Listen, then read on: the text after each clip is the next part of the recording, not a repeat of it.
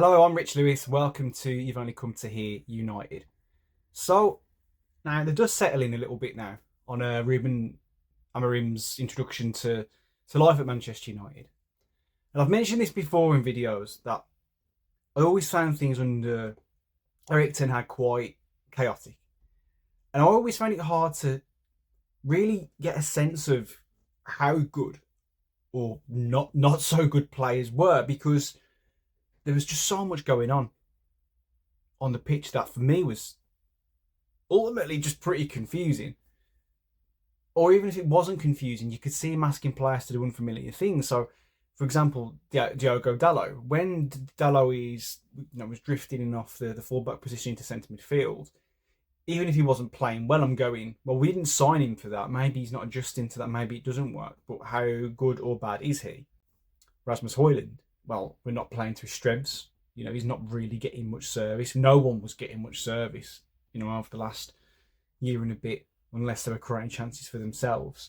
So again, I'm like, how good or not so good is he? And you could do that around the team. Certain players seem more settled than others, but I just felt at times that there were so many square pegs in round holes. It was getting very difficult to have a sense of what was and wasn't working. So for me, as a fan, I think my go-to place for criticism was always the manager, because I'm like, you're asking too many players to do things that they're uncomfortable with. So how am I going to try and, how do I criticise that player?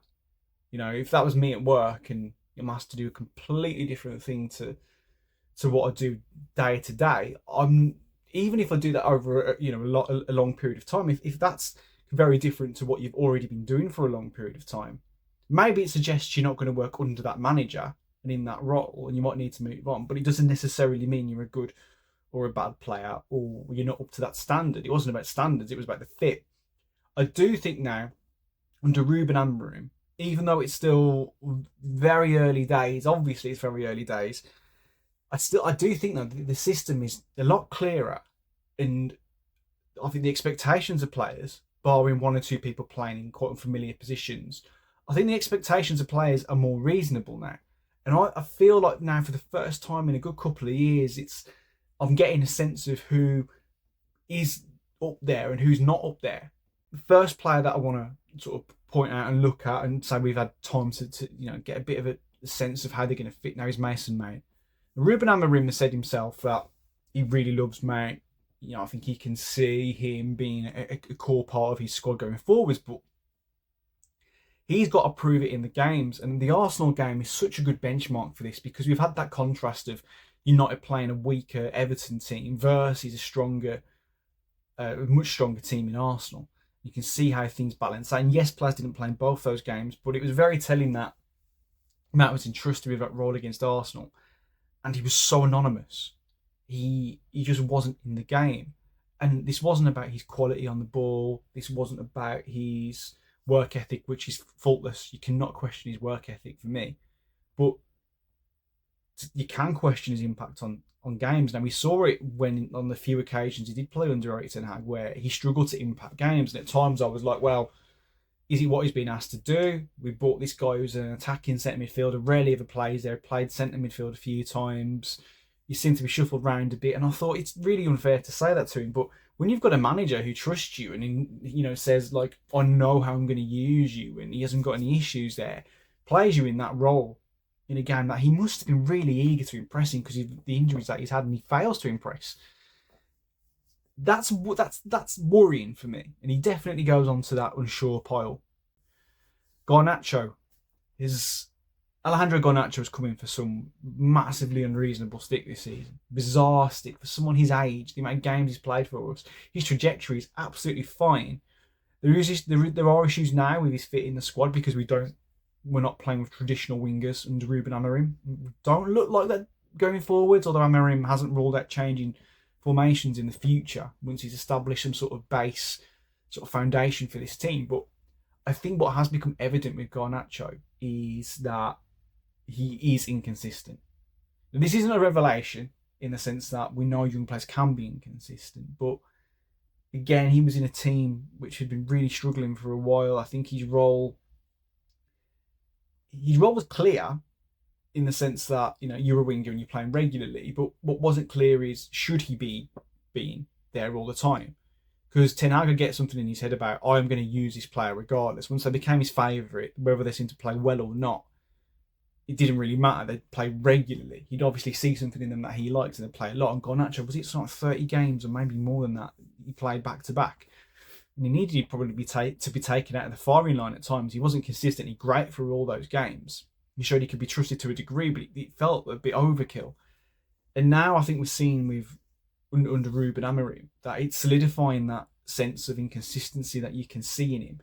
And I think it just highlights that we need more options out wide. I said this going back at the start of the season. Once, it was quite clear that things were definitely not going to work out with Anthony, and Sancho was getting sent off on loan, effectively sold.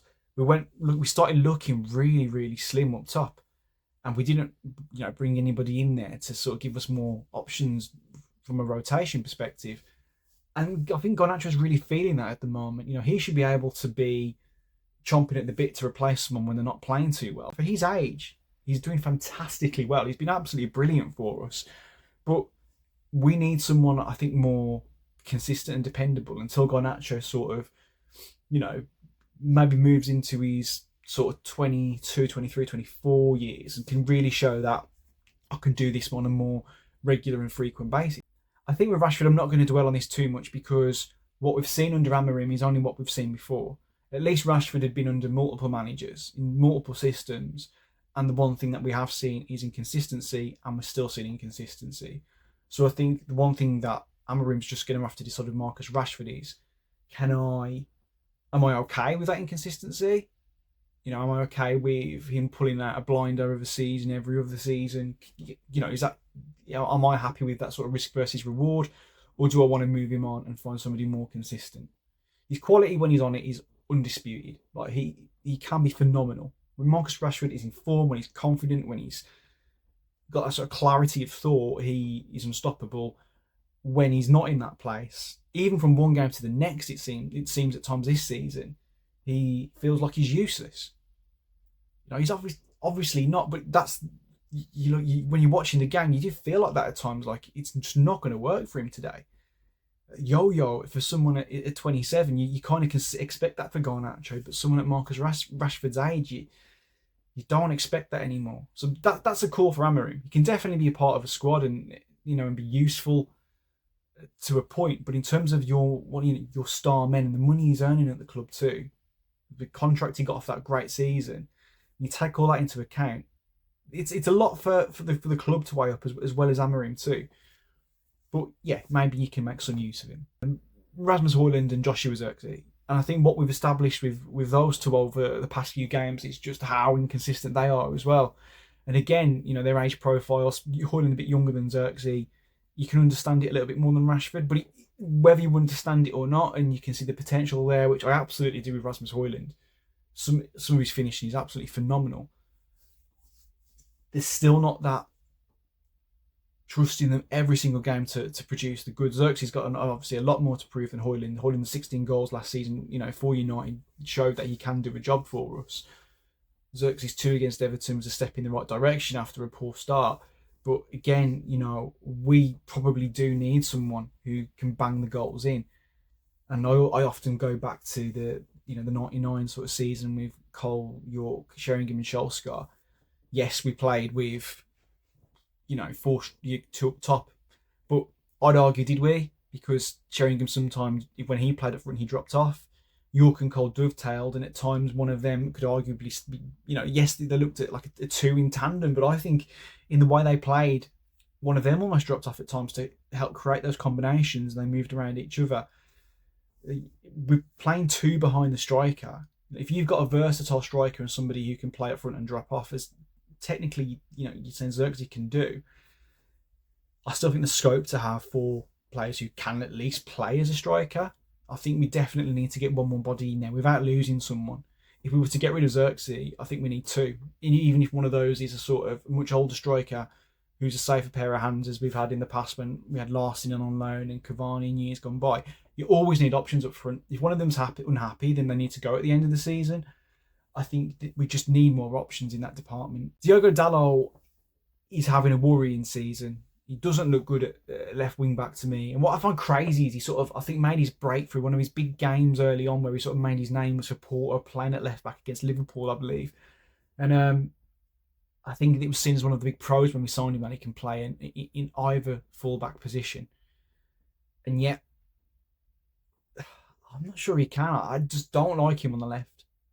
Every now and again he surprises me and he manages to get a great ball in. And I think, oh, he'll never use his left foot. And he goes and puts in a wicked ball with his left. And you think, okay, maybe you can. But he's not contributing enough to the good things we do.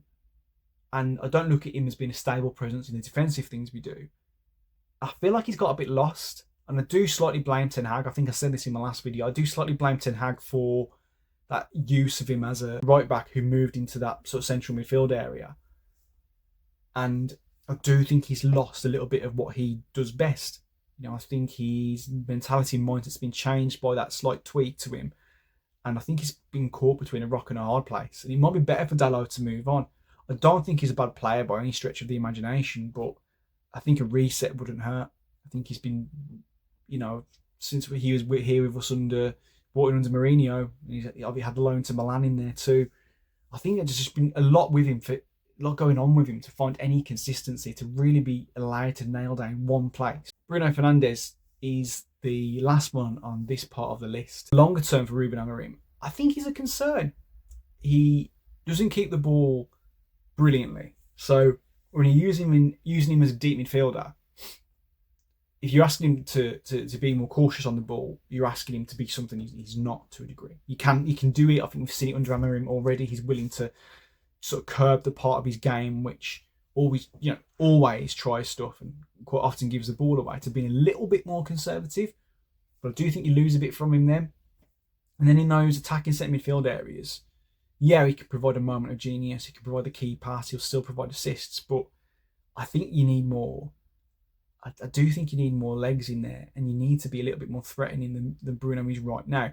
I think if Amorim had found the Bruno Fernandes that came in the Ole Gunnar Solskjaer, I wouldn't be talking about him right now. He'd be a dead cert to be here and be fine. But obviously, age isn't on anyone's side in football in terms as you're approaching sort of 30 and beyond, and that's where Fernandes is now, moving into the beyond. And I just think that there are better options out there. I don't think Bruno's the kind of person, even when he gets to 33, 34, who's going to be settled, happy with any team being just a squad player. I just don't think that's the case with him. And like I said, this isn't something that's an issue right now or going in even into next season. But he's definitely someone there. I'm looking at him in Amorim's setup going, like, this feels, at times it feels like hard work for him. And I don't think he adds enough in terms of the way we build up and the structure. He's a moments man for me. He can be a talisman. And I think he'd thrive just as a 10, being told, you do whatever you want. And this isn't to say he can't do the other things. I just don't think that's his massive strength. And I do wonder in sort of a couple of years' time if he's still going to be a good fit for this team. But for right now, like I say, he's still the captain. He's still contributing, and I think we've definitely got at least another season out of him where he can be. He's still got the legs to perform to that level. But another thing I haven't quite seen is I do hope that we don't get to the point with Fernandes where the relentless season in season out, game after game after game, of standards that he's had for so long do finally catch up with him and he drops off a cliff.